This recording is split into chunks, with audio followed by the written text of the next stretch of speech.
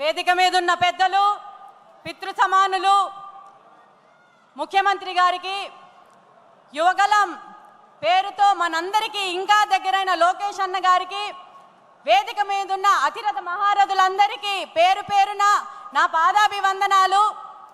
అలాగే రాష్ట్రం నలుమూలల నుంచి కడప మహానాడుకి వచ్చిన ప్రతి ఒక్కరికి పేరు పేరున కడప కోడలిగా మీ అందరికీ స్వాగతం పలుకుతున్నాను.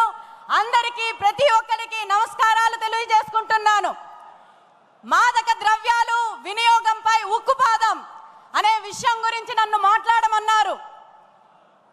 ఈ తీర్మానాన్ని నేను చాలా గట్టిగా బలపరచడానికి ముఖ్యమైన కారణం, మనం ఏదైతే గత ప్రభుత్వంలో చూసామో ఎగ్స్ కన్నా ఎక్కువ డ్రగ్స్ అమ్మారు. ప్రతి గల్లీలోని డ్రగ్స్ కనిపించాయి.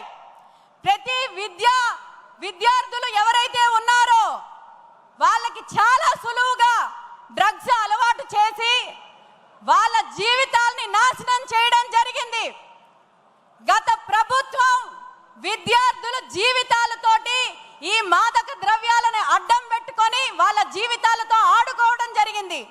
ఇది దృష్టి పెట్టిన ముఖ్యమంత్రి వర్యులు గారు, ఆయన నారా చంద్రబాబు నాయుడు అనే నేను అన్న మాట దగ్గర నుంచి ఫస్ట్ థింగ్ డ్రగ్స్ అరికట్టాలని దృఢ సంకల్పంతో ఈరోజు మనకి anti drug narcotic task force eagle ఏర్పాటు చేశారు.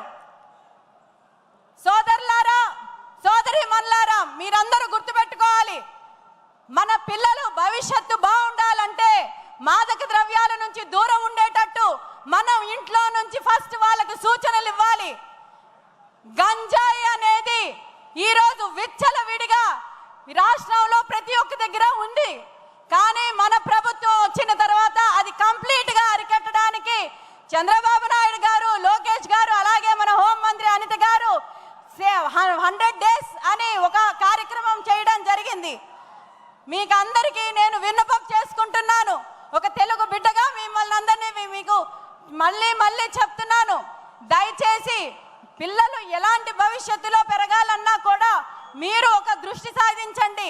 చంద్రబాబు నాయుడు గారు ముఖ్యమంత్రిగా ఎంత మంచి పాలసీలు తీసుకొని వచ్చారో ఈ డ్రగ్స్ని అరికట్టడానికి, గంజాయిని నిర్మూలించడానికి, గంజాయి నిర్మూలించే రహిత ఆంధ్రప్రదేశ్ని మనం నిర్మించాల్సిందిగా ముఖ్యమంత్రి గారికి మరొకసారి నేను విజ్ఞప్తి చేసుకుంటూ,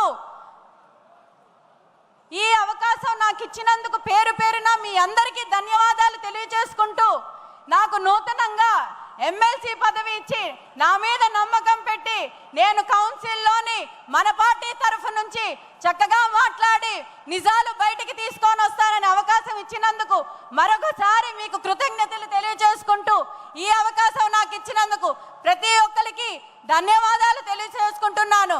దయచేసి నాతో పాటు ఒక్కసారి చెప్పండి, జై అమరావతి, జై తెలుగుదేశం, జై హింద్.